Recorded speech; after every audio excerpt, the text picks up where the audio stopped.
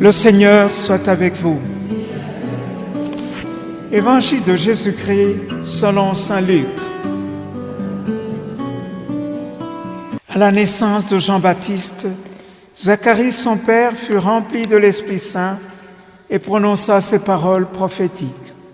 Béni soit le Seigneur, le Dieu d'Israël, parce qu'il a visité son peuple pour accomplir sa libération. Dans la maison de David, son serviteur, il a fait se lever une force qui nous sauve. C'est ce qu'il avait annoncé autrefois par la bouche de ses saints prophètes. Le salut qui nous délivre de nos adversaires, des mains de tous nos ennemis. Il a montré sa miséricorde envers nos pères. Il s'est rappelé son alliance sainte. Il avait juré à notre père Abraham qu'il nous arracherait aux mains de nos ennemis et nous donnerait de célébrer sans crainte notre culte devant lui dans la piété et la justice tout au long de nos jours. Et toi, petit enfant, on t'appellera prophète du Très-Haut, car tu marcheras devant le Seigneur pour lui préparer le chemin, pour révéler à son peuple qu'il est sauvé, que ses péchés sont pardonnés. Telle est la tendresse du cœur de notre Dieu. Grâce à elle, du haut des cieux, un astre est venu nous visiter. Il est apparu à ceux qui demeuraient dans les ténèbres et dans l'ombre de la mort, pour guider nos pas sur le chemin de la paix. Acclamons cette parole de Dieu.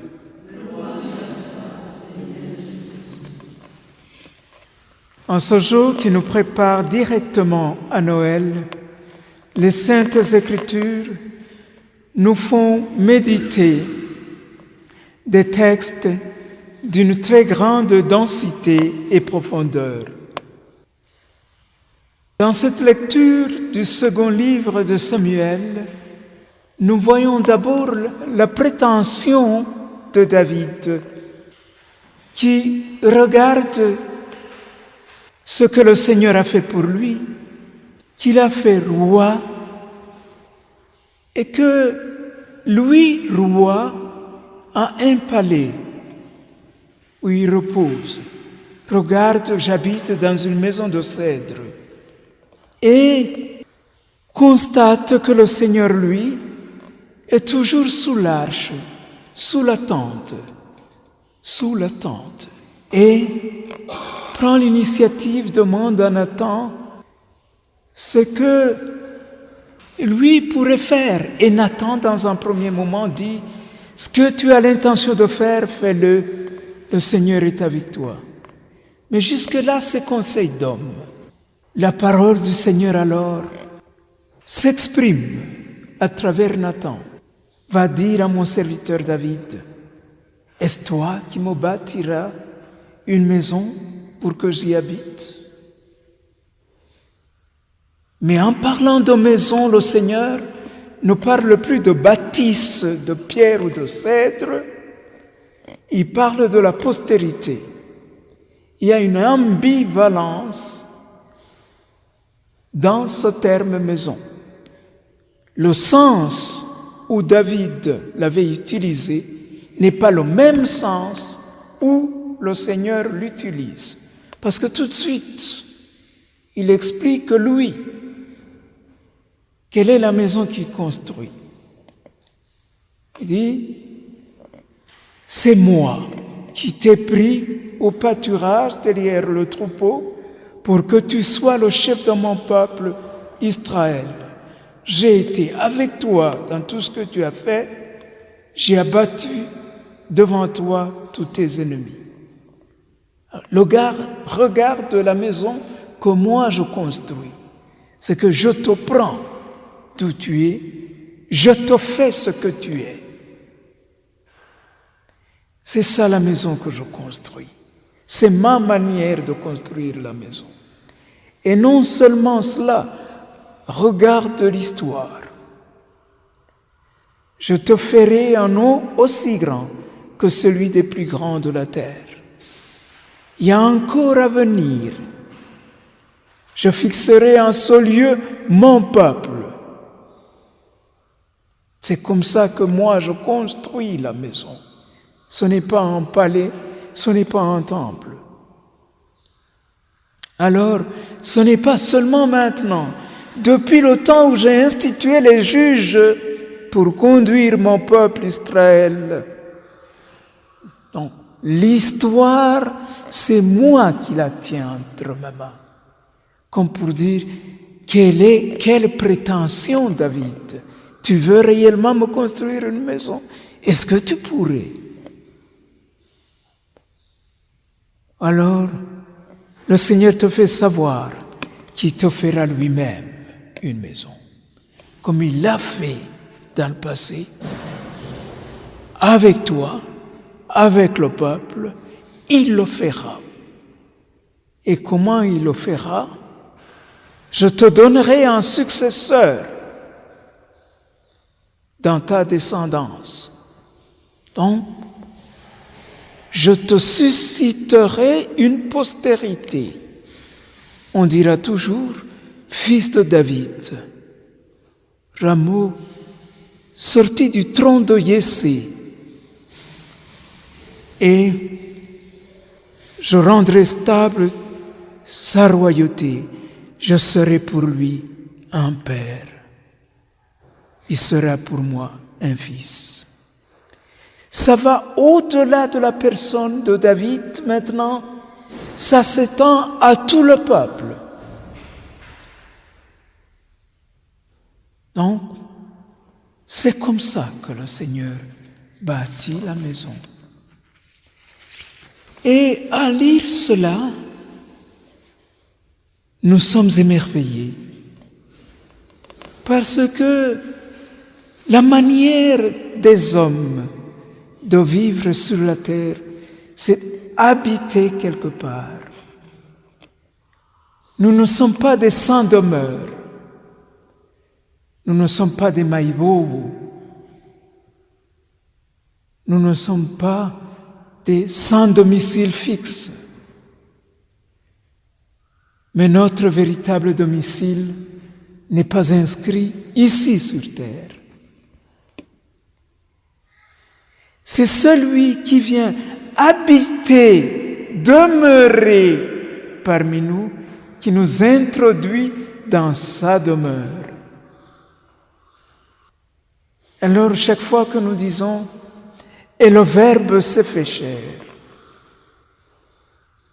et il a demeuré parmi nous, disons « Alors, qui nous fait la demeure ?» C'est celui qui demeure en nous et parmi nous, et qui fait de nos espaces de vie de petits coins du ciel. L'expression est de Sainte Thérèse de Jésus, qui, considérant son premier monastère, Saint-Joseph d'Avila, où elle est restée 5 ans tranquillement avec les sœurs, elle pensait qu'elle allait y vivre, elle ne pensait pas qu'elle allait repartir fonder tant de monastères avec une santé si fragile. Alors c'est lui, c'est elle, qui voyait se réaliser ce qu'elle avait entrevu, ce qu'elle s'était entendu dire lors de la fondation du monastère. Saint Joseph garderait une porte, la Vierge Marie une autre, et Jésus marcherait avec nous. Donc, la demeure de Jésus serait nos vies et nos relations. Et alors que regardons la manière de vivre, la fraternité quotidienne, disait que c'était un petit coin du ciel. Donc, celui qui vient demeurer en nous, demeurer dans nos espaces de vie, fait de nos demeures terrestres la demeure du ciel, un petit coin du ciel.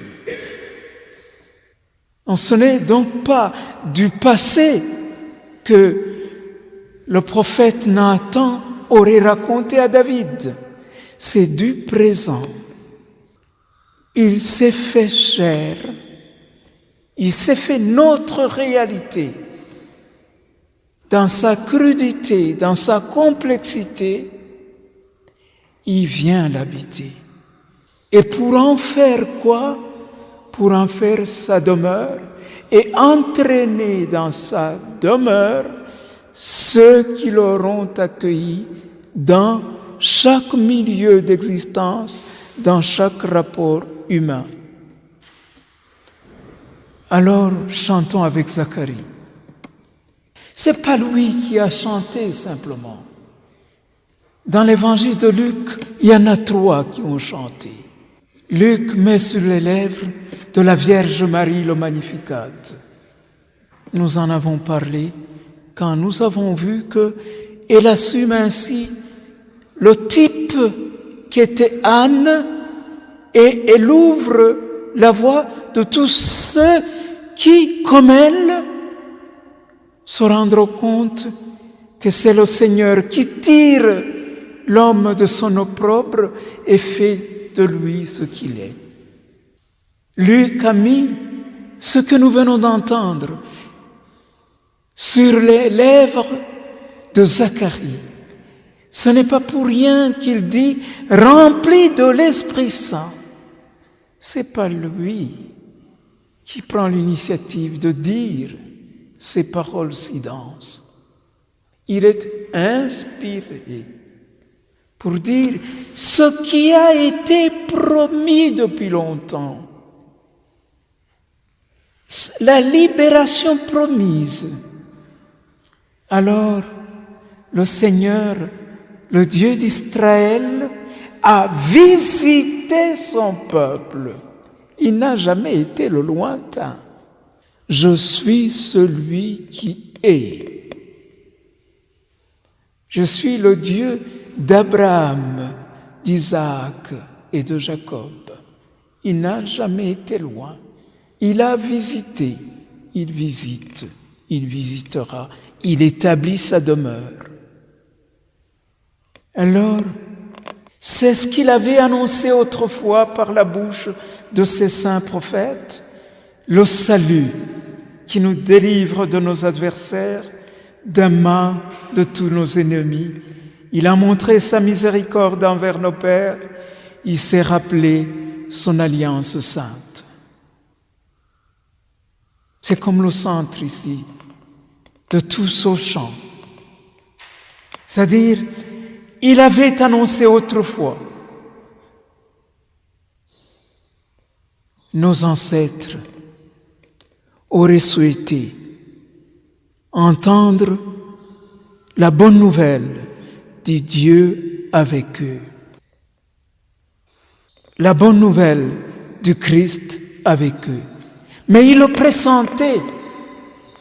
Sinon, ils n'auraient pas laissé le soir de l'eau dans la case pour que Dieu, quand il viendra, trouve du matériel pour créer. Parce que le Seigneur mettait en eux cette intuition que Dieu n'est pas si loin. Il descend, procréer avec vous. Alors ce n'est pas seulement les ancêtres de Zacharie, c'est aussi nos ancêtres qui ne supportaient pas un Dieu qui resterait loin, mais un Dieu qui vient créer avec eux. Seulement c'est aujourd'hui qui nous a montré sa miséricorde.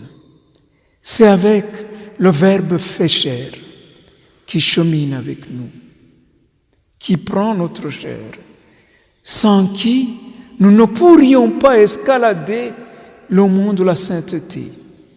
Et puis, le salut. Le salut, parfois, nous le voyons d'une manière très étroite pour dire c'est sur la croix. Mais le salut pour Dieu, c'est cette initiative qui n'épargne rien pour nous introduire dans la plénitude. Appelez-la sainteté, appelez-la bonheur, mais cette partie liée avec lui. Alors dans nos vies, celui qui a établi sa demeure va en menant nos combats jusqu'à venir à bout de tous nos ennemis. Et rappelez-vous, Saint Paul, dans le chapitre 15 de la première lettre aux Corinthiens, ce combat s'achèvera quand il rassemblera tout, il aura vaincu tous ses ennemis, et le dernier ennemi qui va vaincre, c'est la mort définitive. Alors il remettra tout à son Père pour que son Père soit tout en tous. Et le Verbe s'est fait chair et il a demeuré parmi nous. Éveille en nous, Seigneur, cette conscience que tu es venu demeurer parmi nous pour nous faire demeurer auprès du Père. Amen.